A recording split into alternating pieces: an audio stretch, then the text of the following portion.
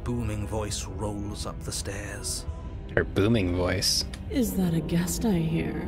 Don't linger on the stairs. Come down and witness me.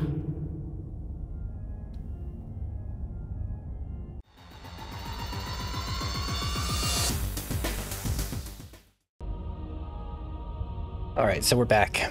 Slay the princess in the tower. So we went up to the cabin. Everything looked the same on the exterior. But then we got in here. And what is this? The blade is your implement. You'll need it if you want to do this right. Why do we feel so small? We don't feel small.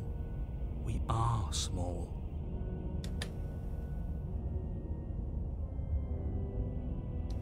Take the blade. You take the blade from the altar. It would be difficult to slay the prince. Yeah, into the basement. The door to the basement creaks open. So we have a revealing spiral stone staircase. Its steps almost as deep as you are tall. The smell of incense drifts up from below.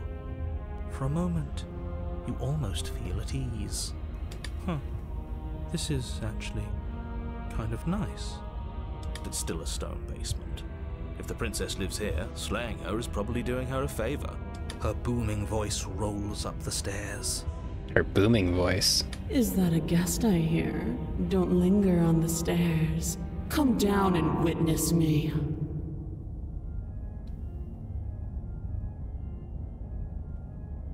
Okay. You weren't kidding when you said it was booming. She wasn't like this last time. We need to get down there.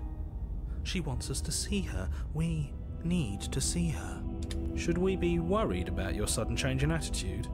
Just a few minutes ago you were going on about how pointless everything was. Now you want to go down there. It doesn't matter what that little voice says. He's not the one making the decisions.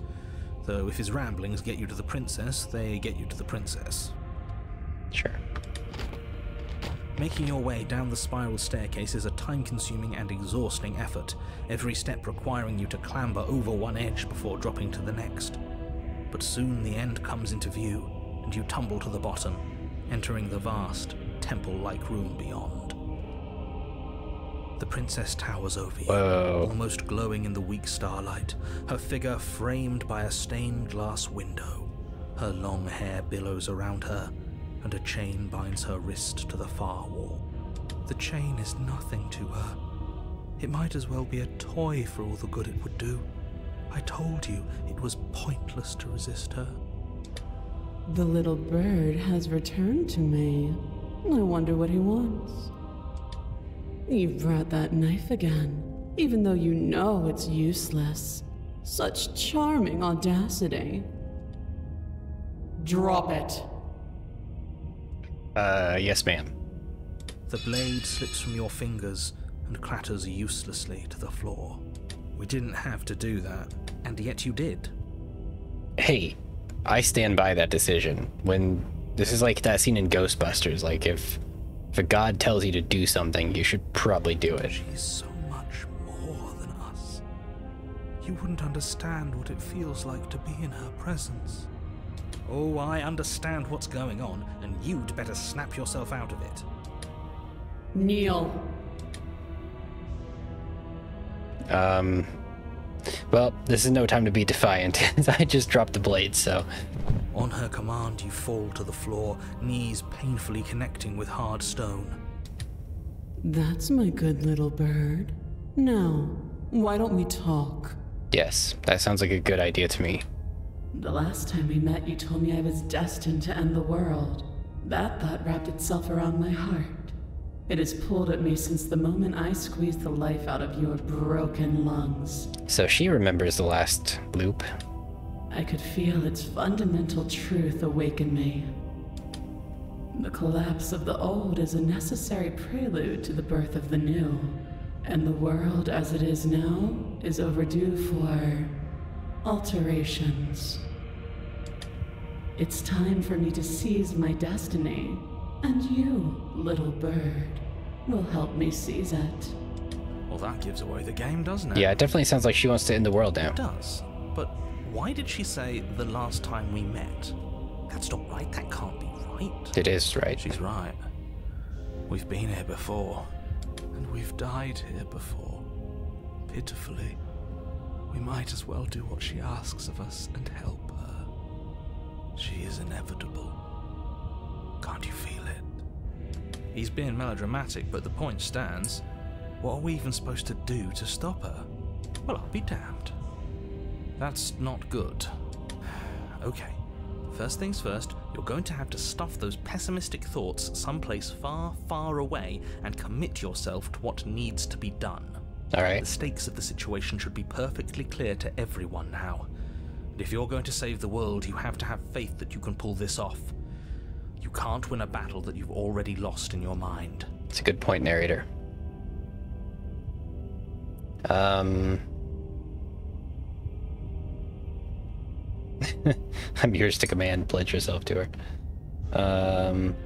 I'm not going to help you in the world. I don't care if something new comes after. I just can't let you do that.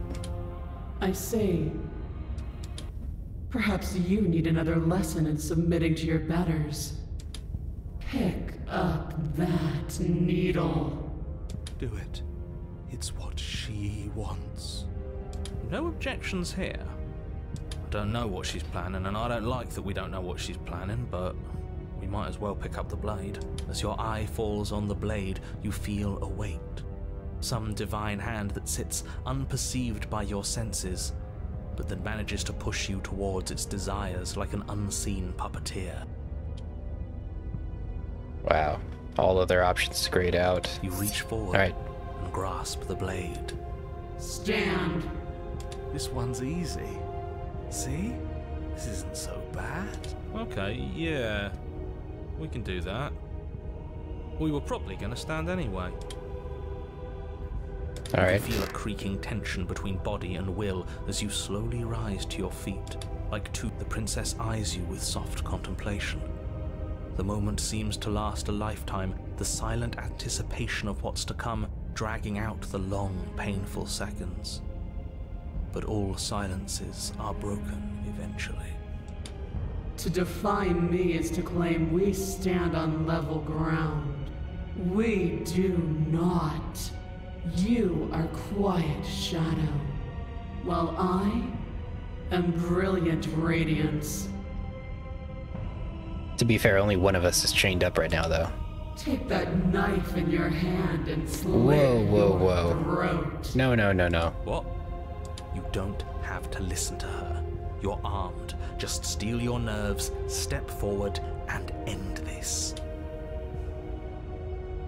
Okay, that's the only option. Yeah. Oh, we'll end this all right. No. Your hand No. lifts the blade and brings it towards your throat. Okay, I apologize for the unclear language. End her. Yes, her. No, I can't.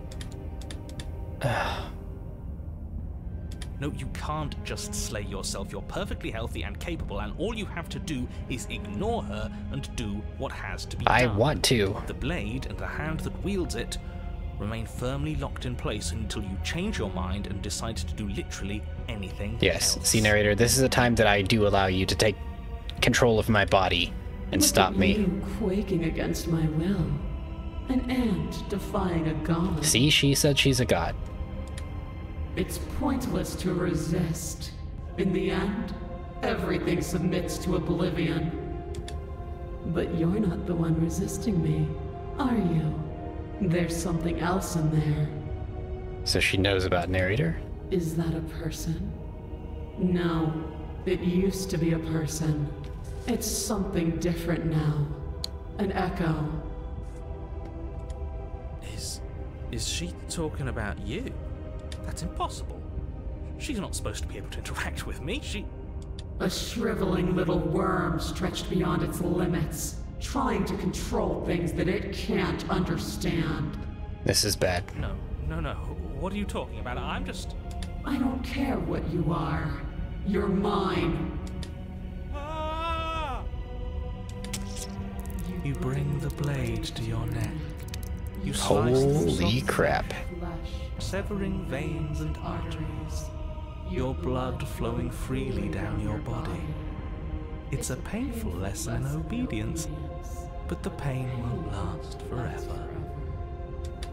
No.